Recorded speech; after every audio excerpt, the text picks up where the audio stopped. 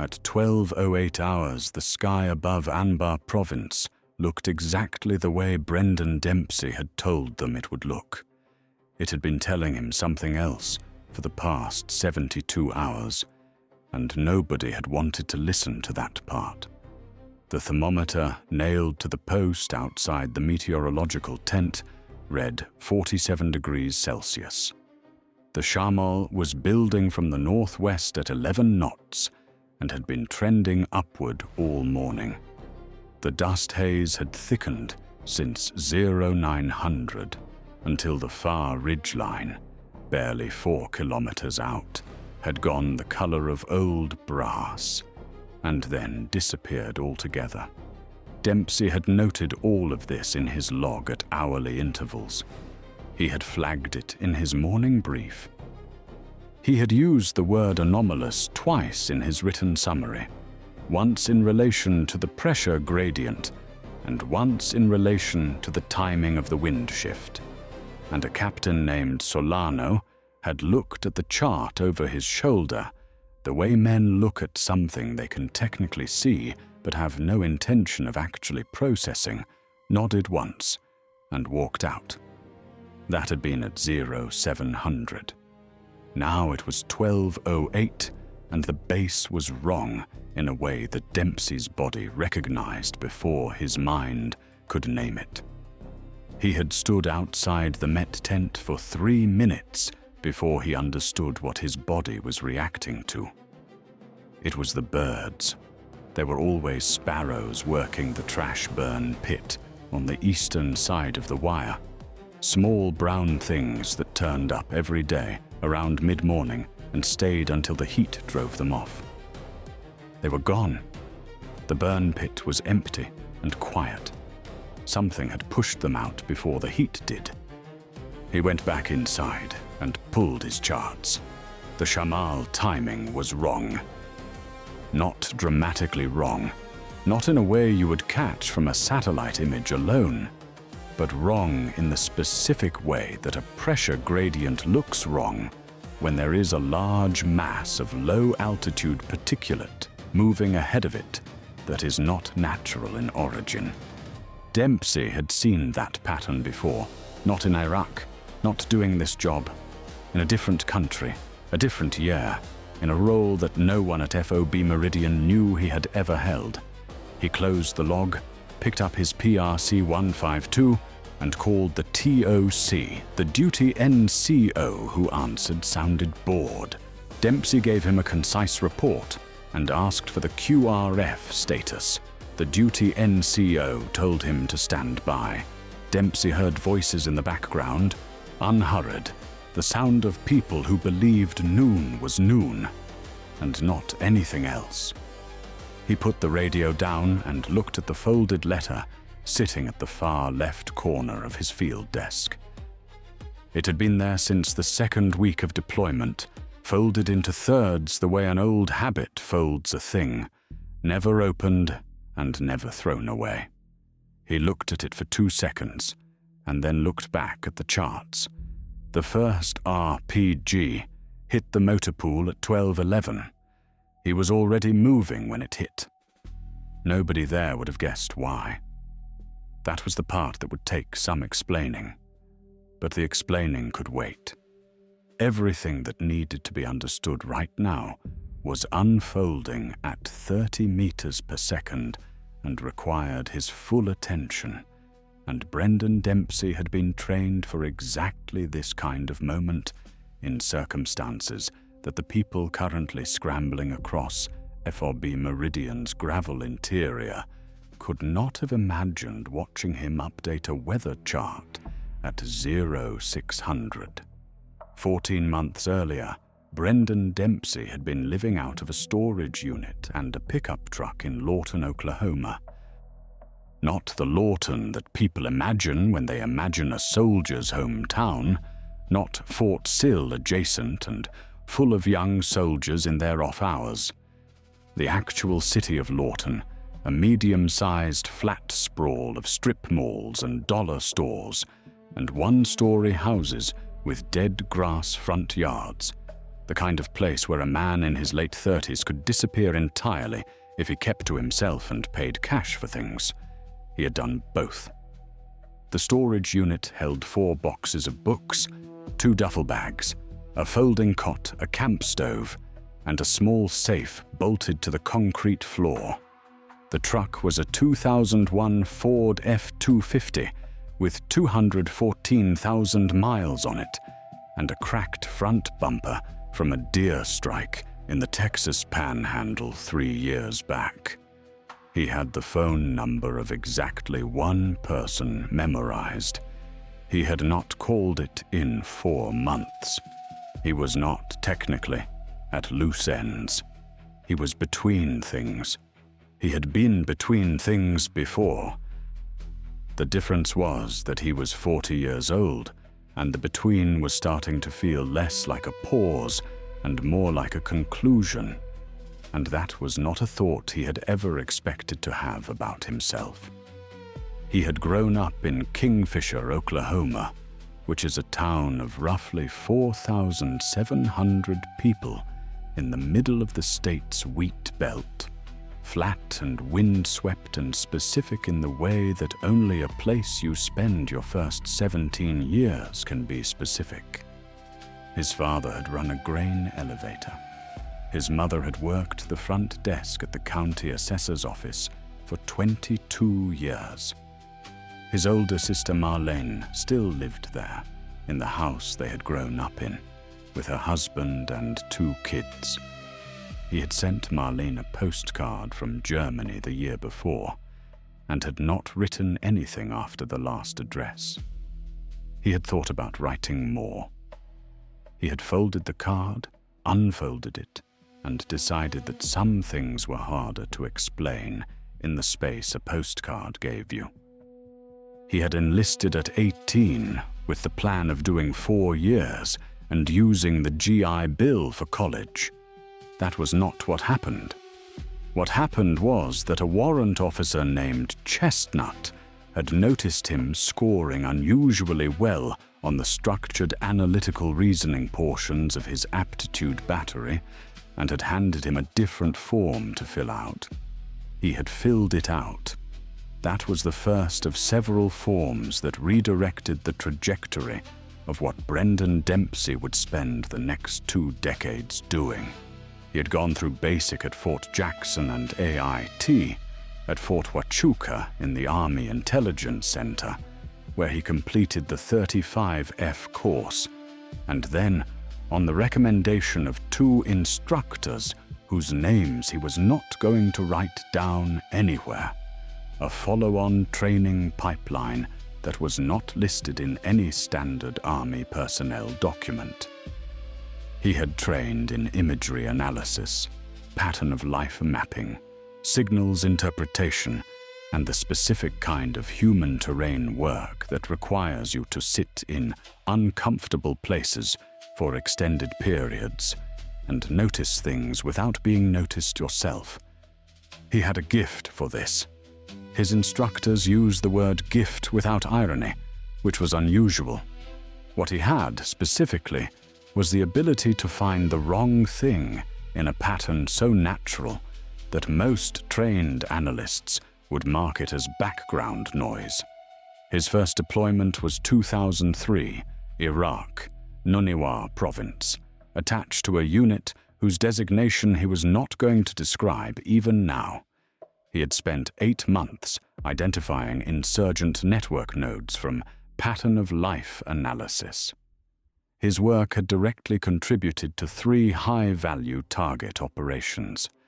He had been thanked in a classified citation that he had never seen a copy of. He deployed to Afghanistan twice after that, 2005 and 2007, in a support role to a JSOC element whose activities fell outside the scope of this summary. He had received a Bronze Star with Valor in 2007 for circumstances that the award citation described in terms so vague as to be meaningless to anyone not already in possession of the relevant context. He kept the medal in the small safe in the storage unit. He had not looked at it in 2 years. He had also, between the second and third deployments, spent 14 months in a DIA annex in Virginia, doing work he described to his family as administration. He had not enjoyed Virginia. He had discovered, during those 14 months, that the desk version of intelligence work activated a different part of him than the field version, and that the part the desk activated was smaller and dimmer, like a room with one window facing north. His marriage had ended during the Virginia assignment. He was not going to assign causation. He had come home one Tuesday to find a note on the kitchen table and half the furniture gone, and he had stood in the kitchen for what felt like a very long time, trying to decide which of the available feelings to feel, and had settled on something that wasn't quite any of them. His ex-wife Carolyn had moved to Albuquerque. He believed she was well. He genuinely wished her that. The folded letter on his field desk at FOB Meridian was addressed to no one in particular and had been started 3 times in the first week of deployment, each attempt progressing further than the last, before he stopped and refolded the paper along the original creases. He knew at some level that he was not going to send it. He kept it anyway, on the far left corner of the desk, where it occupied the visual field without demanding anything. He had come to the weather forecasting assignment through a combination of circumstances that were either ironic or logical, depending on how you chose to look at them. After the 2007 deployment, he had been offered a re-enlistment incentive that included a lateral transfer to a less operationally demanding MOS, a concession to the fact that he had been wounded twice in 3 deployments and had accumulated enough documented physiological stress indicators that the Medical Review Board had quietly suggested a change of pace. He had chosen 68W, but the Army's needs at the time had a surplus in that field, and a sergeant first class in the personnel office had suggested 15W UAV operator. But Dempsey had spent enough time reading imagery that the prospect of collecting it had no appeal, and they had eventually landed on 17W, meteorological crew member, which Dempsey had accepted because the training included atmospheric analysis, and he had always found atmospheric systems interesting in the way he found all complex pattern-generating systems interesting. He had gone through the weather training at Lackland and had been quietly excellent at it, because the analytical frameworks transferred almost exactly. A weather system was a pattern, an insurgent network was a pattern. Both had nodes and edges, and preferred pathways and predictable failure modes. His instructors had noted his performance. His fitness reports described him as technically outstanding and interpersonally reserved.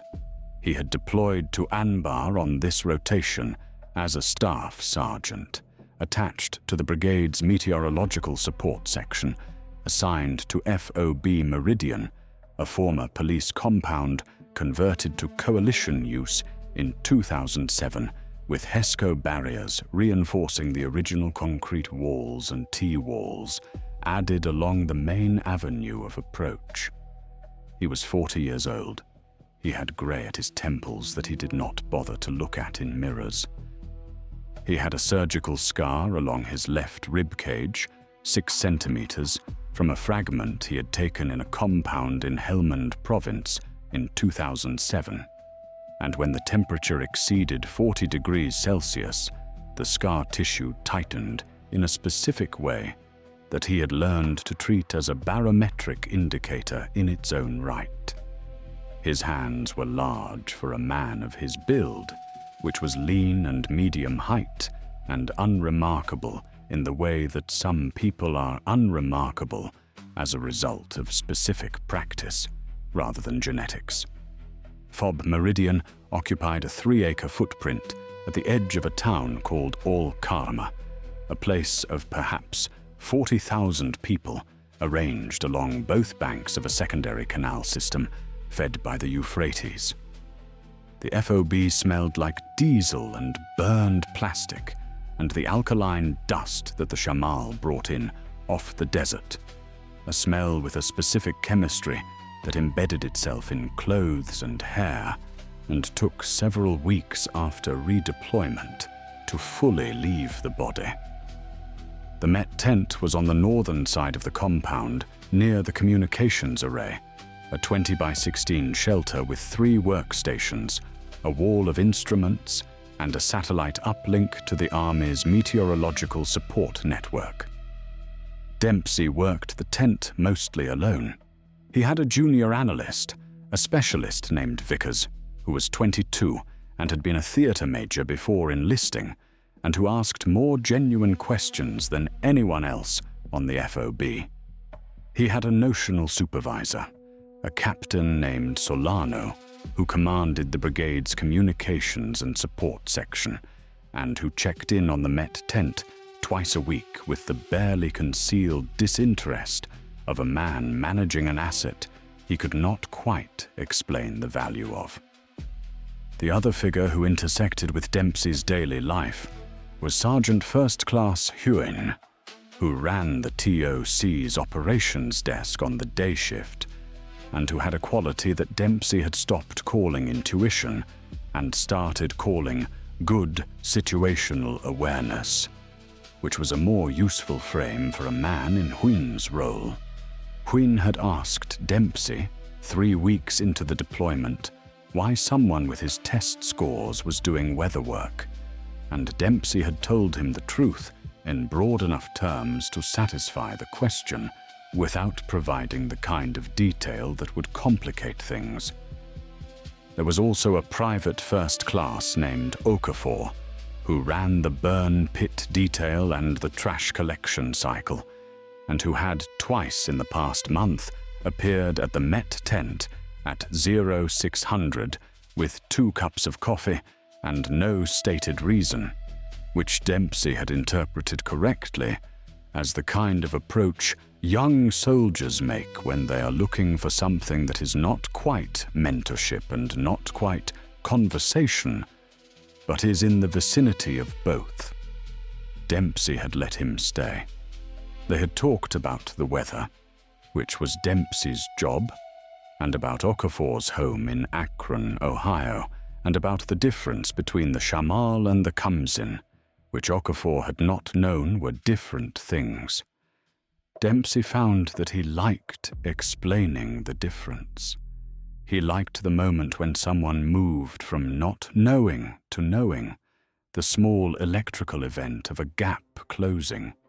He did not drink with the other NCOs. He ate in the chow tent at off hours. He was not unfriendly, which was important, but he was also not available in the way that people who want to be part of a social system are available. He had been called the weatherman so consistently that it had become functionally his name on the FOB. Some of the officers called him that too.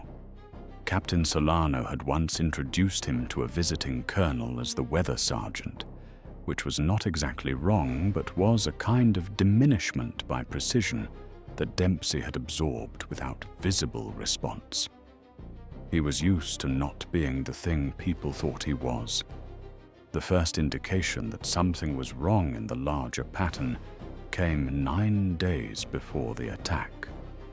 It was not a weather indicator at first.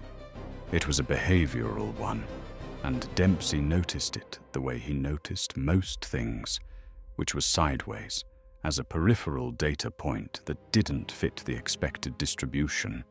The generator maintenance crew had been running full-load tests every Tuesday at 1400 for the entire deployment. On the 9th day before the attack, They ran the test at 0800 instead. This would not have interested most people. It interested Dempsey because the change in scheduling had been described as routine maintenance redistribution in the work order log. But the log entry had been made at 7:45, 13 minutes before the test began, which was not how routine redistributions worked. Routine redistributions were logged at least 24 hours in advance.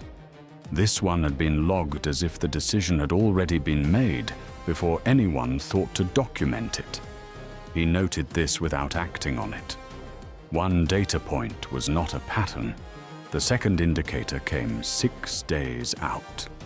The local national workers who managed the FOB's contracted food supply had, for the entire deployment, arrived at the ECP every Monday and Thursday morning between 0630 and 0700. They drove 2 white Hilux trucks, and they always came with the same 3 men. On the Thursday, 6 days before the attack, only 1 truck arrived, 40 minutes late, with 2 men instead of 3, and the manifest they presented listed quantities that did not match the delivery. The ECP guard had noted the discrepancy and submitted a report.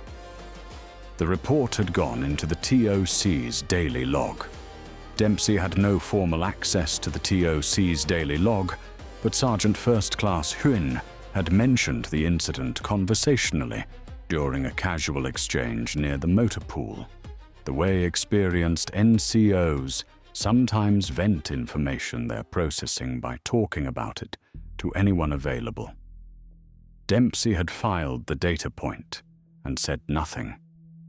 The third indicator was the weather, and this was the part that was hardest to explain to anyone who hadn't spent 4 years reading the atmospheric signature of a theater of operations the way you read a face. The Shamal cycle in Anbar Province had a predictable rhythm in the July to August window. Dempsey had charts going back to the beginning of the deployment and comparison data from the previous 2 years. The Shamal came from the northwest, dropped visibility below 1 kilometer at the worst, and had a mean duration of 6 to 9 hours. It was not unusual. What was unusual, starting 72 hours before the attack, was the pressure gradient developing along the western approach to Al-Karma. The gradient was not wrong by itself. It was wrong in combination. Wrong alongside the scheduling anomaly and the supply chain disruption and the bird activity and the specific quality of the silence on the local FM frequencies that Dempsey had been casually monitoring on a consumer radio he had bought in Ramadi 3 months earlier, a habit left over from a role that no longer officially existed. At 700 on the morning of the attack, he had sat across from Captain Solano and said, as plainly as he knew how, that the meteorological signature and the pattern of life indicators he had been tracking suggested a high probability of complex attack in the next 4 to 6 hours, most likely utilizing the reduced visibility window that the Shamal would create, most likely from the northern approach where the HESCO line was thinnest. Solano had looked at the weather chart, asked 2 questions about precipitation probability for a convoy schedule, and walked out. Huynh had been standing in the doorway during this exchange. His face had done something complicated that it did not announce.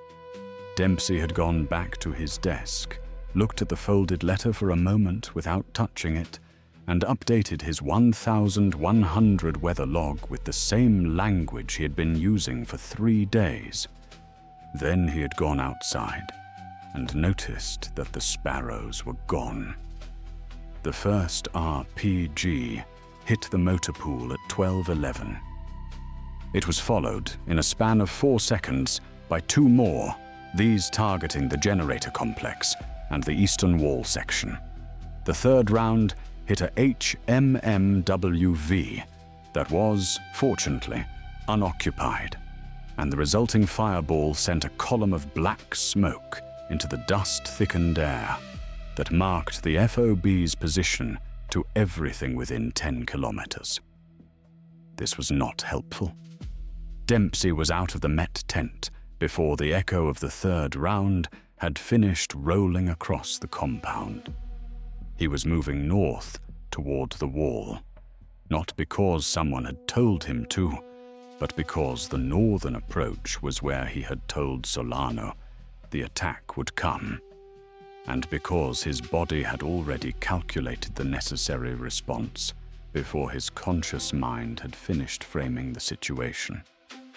He had his M4A1 from the Met tent's weapon rack and his plate carrier, which he had already been wearing because he had put it on at 11:45, an action that Vickers had noticed and said nothing about.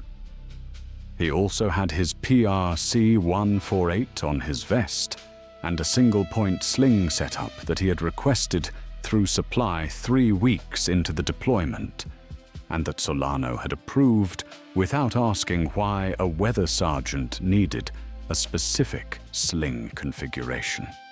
The northern wall was 280 meters from the Met tent at a diagonal. Dempsey covered it in under 2 minutes, which was not the way a weather sergeant moved. What he found at the northern wall was Specialist Vickers behind a HESCO block with his M16A4, pointed at a slot in the barrier and his hands shaking in a way that was visible from 8 meters out. There was also a private named Castellano face down, behind a T-wall 20 meters to the east, and from the way Castellano was lying, Dempsey knew immediately that he was not covering a position. He was hit. He told Vickers to stay on his sector and moved to Castellano in a low crouch, keeping the T-wall between himself and the northern approach. Castellano had taken a round through his right shoulder, exit wound out the trapezius, bleeding fast, but not arterially catastrophic. Dempsey had hemostatic gauze in his left cargo pocket. He had carried hemostatic gauze in his left cargo pocket on every deployment since 2003, regardless of official assignment, regardless of what his roll card said. He had never been asked about it. He packed the wound with the gauze in the specific economical motion of someone who has done it under pressure before, applied a pressure dressing, told Castellano in a low, calm voice exactly what was happening to his shoulder and what was going to happen next, and then got back up and moved to the next fighting position.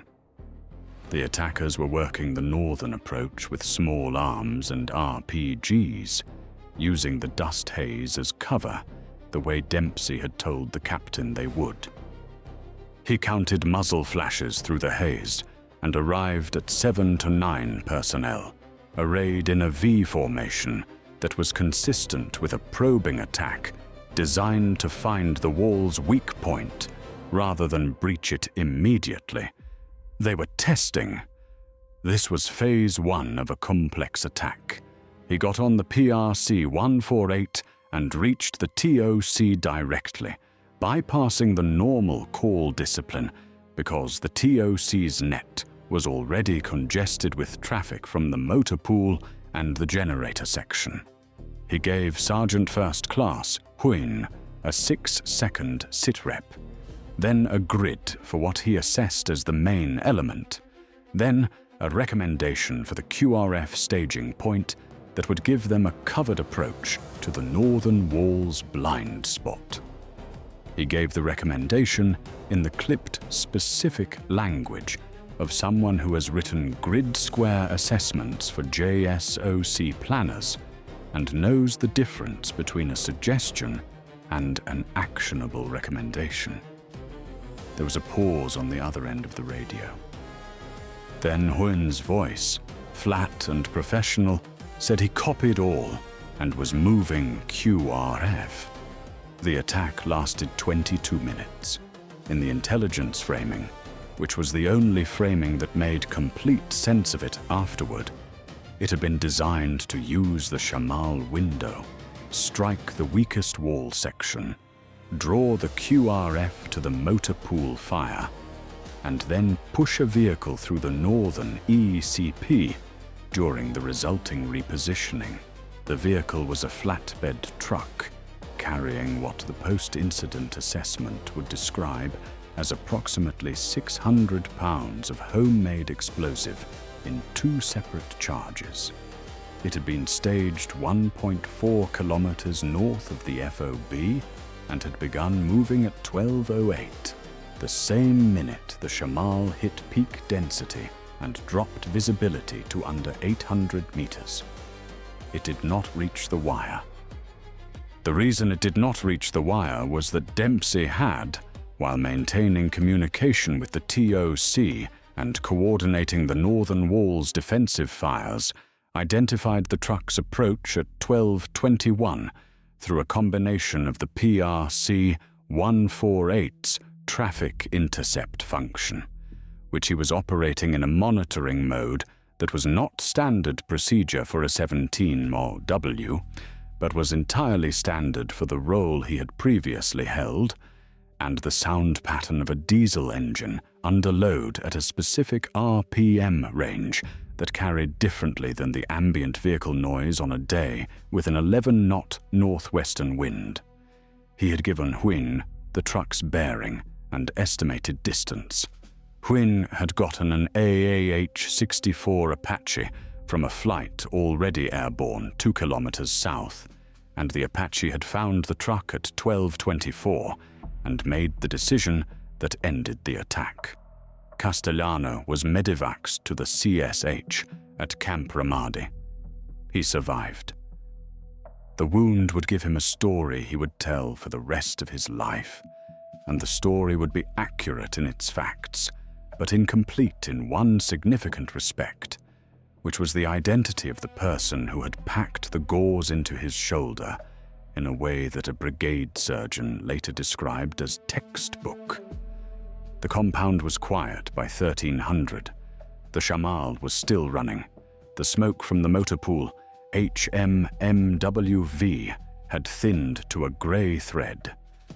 Dempsey was sitting on a HESCO block near the Northern Wall's main fighting position, reloading a magazine with the slow attention of someone who uses the task as a method of recalibration. His knuckles were scraped from something he didn't remember. There was dust on everything: uniform, rifle, face. The way dust gets into everything in Anbar when the Shamal is running. Sergeant First Class Huyn came across the gravel toward him with the measured walk of a man who has been moving fast for 45 minutes and is now deliberately slowing down. He stopped 2 meters out and looked at Dempsey for a moment without speaking, which was a thing Dempsey found he respected about Huyn, the willingness to let the silence be what it was before replacing it with words. Then Huyn asked who Dempsey really was. Not aggressively. The question carried genuine inquiry, the way a careful man asks a thing he has been holding for a while. Dempsey finished loading the magazine, seated it, and set the rifle across his knees. He looked out at the wall for a moment. The brass casings on the ground caught the filtered light through the haze in the specific way that brass does, dull gold, the color of something spent. He told Huyn the short version.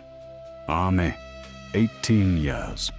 Fort Huachuca, then a specialized pipeline he didn't name specifically. 3 combat deployments in a support role to units he described by type rather than designation. An intelligence analytical background with pattern of life focus. 2 previous theaters before this one. He mentioned the Bronze Star without elaborating on the circumstances, and moved past it in the way people move past the parts of a sentence that contain the most weight. He said that the weather forecasting assignment was legitimate. He had done the training. He was qualified for the MOS. But he also knew how to read a complex attack signature because he had spent years building the analytical frameworks that produced them. And when the pressure gradient and the behavioral indicators and the atmospheric window had converged in the way they converged 3 days ago, he had known what it meant. He had told the captain. Huyn was quiet for a moment. Then he said that he had heard what Dempsey told the captain that morning. Dempsey said that he knew Huyn had heard it. Huyn asked why Dempsey hadn't pushed harder, why he hadn't taken it up the chain, why he had stayed in the Met tent and updated his weather log. It was a fair question. Dempsey thought about how to answer it honestly. He said that he had learned, over 18 years, the specific geometry of being right in a way that the organizational structure around you cannot yet accommodate. He said that you could be right and loud, and it destroyed things, relationships, trust, the ability to be useful next time. Or you could be right and quiet and keep your position and be ready when the structure failed to make the accommodation it needed to make, which it eventually always did. He said this was not resignation. It was a tactical choice about where to stand when the moment arrived. Huyn looked at him for a long time. Then Huyn said that was either the most disciplined thing he had ever heard, or it was a rationalization for something, and he wasn't sure which, and he was going to think about it. Dempsey said that he thought about it too. Specialist Vickers appeared at the edge of the conversation at some point during this exchange, having followed Huyn across the gravel with the specific combination of curiosity and deference of someone who is new enough to understand that they are witnessing something, but not experienced enough to know exactly what. He had heard enough. He asked Dempsey whether the weather analysis and the attack analysis had been the same thing, whether Dempsey had been doing 2 jobs simultaneously. Dempsey said it was one job. It had always been one job.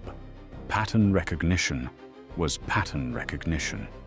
The atmosphere had its signatures, and a complex attack had its signatures, and they both had the quality of telling you something was coming if you knew the specific language they spoke.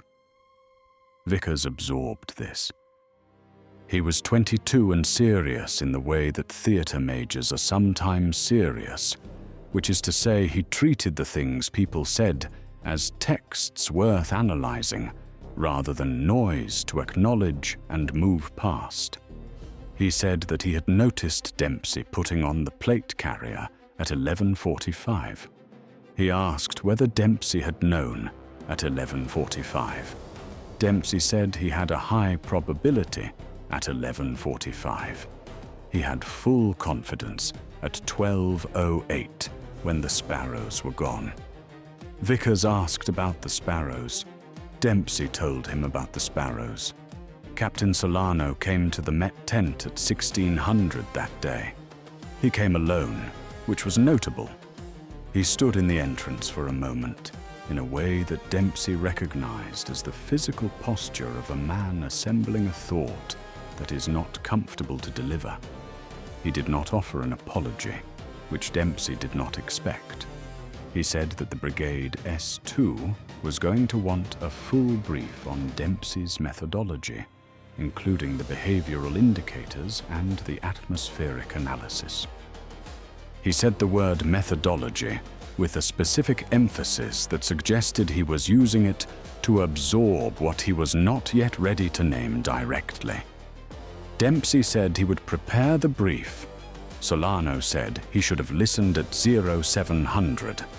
Dempsey said that 7 a.m. with no kinetic event in progress was a hard sell for any analyst with a non-standard background working outside his documented MOS.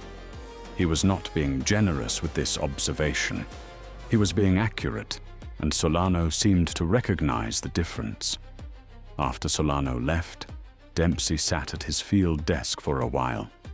The Met tent was quiet. The synced gauze on the wall murmured with traffic from other elements. The instruments showed the Shamal beginning to drop at 1618, pressure stabilizing, visibility improving. He wrote his 1600 weather log with the same careful notation he used every day. Then he looked at the folded letter on the far left corner of the desk. He picked it up. He held it without opening it, which was what he always did. The paper had gone soft along the fold lines from being handled. It had the weight of something that had been kept a long time, which was its own kind of message, separate from the words inside. He had started it 3 times. The first 2 attempts had been addressed to Marlene, his sister, who was the only person in Kingfisher who had ever understood the shape of his choices without requiring an explanation for them.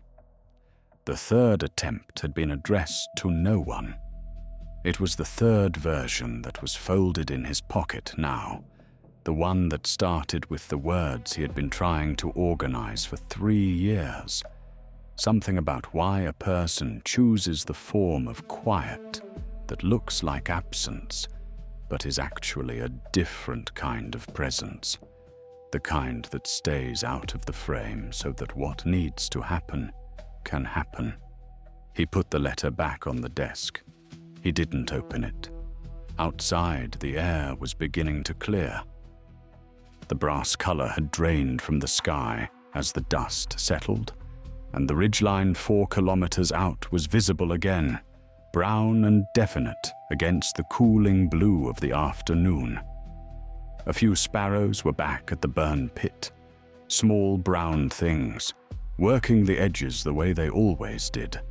7 weeks later, when the rotation ended and the unit redeployed through Kuwait and then Atlanta, and then scattered to its various home stations, Sergeant First Class Huyen found Dempsey in the staging area at Camp Arifjan and said something that Dempsey kept.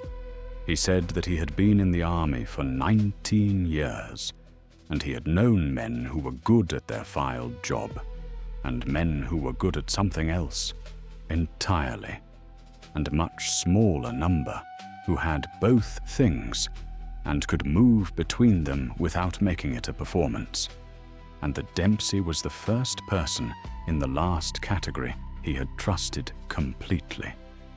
Dempsey didn't say anything for a moment. Then he said he appreciated that.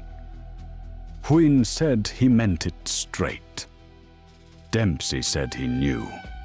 They shook hands, the way soldiers shake hands at the end of something that has been real, which is different from the handshakes at ceremonies. On the flight home, somewhere over the Atlantic in the early hours of the morning, with everyone else in the aircraft asleep, Dempsey took the folded letter out of his cargo pocket and opened it for the first time. He read the 3 paragraphs he had written to no one. They were not as inadequate as he had expected. They were just honest in the specific, awkward way that things written at midnight in a temporary shelter are honest, without the editing that daylight applies to feeling. He did not tear the letter up. He refolded it along the original creases and put it back in his pocket. In the window next to him, the Atlantic was invisible under clouds, a blank darkness, and above it, the stars were doing what they always did, which was nothing at all and everything at once, burning in their long orbits in patterns that a sufficiently careful observer could read as direction if he knew how to look. He arrived back in Lawton 4 days later. The storage unit was as he had left it. The truck started on the third try. He drove to a diner on the north end of town and ate eggs and drank coffee and looked out at the flat Oklahoma morning. The winter wheat coming up pale green in the fields visible from the window. The sky that particular grey-blue of the southern plains in early fall. He was going to call Marlene. He had decided this somewhere over Germany. He pulled the folded letter out and set it on the table beside the coffee cup, on the far left corner of the table, the way it had always sat on the far left corner of the field desk. He looked at it for a while. Then he took out his phone and dialed Kingfisher. She picked up on the second ring. He said it was him. She said she knew. He said he was back. She said she knew that too, that she had been waiting, and that he should come home when he was ready. And that ready didn't mean having everything explained. It just meant showing up. And she had been saying this to the version of him that never called for long enough that she thought he might need to hear it from the actual one. He looked at the letter on the corner of the table. Outside the window, the wheat fields ran green to the horizon. The clouds were moving northwest to southeast, the standard prevailing pattern for October at this latitude, a pressure gradient dropping toward the Gulf. Nothing anomalous in the formation, just weather doing what weather does when there is nothing else behind it. He said he would come home next week.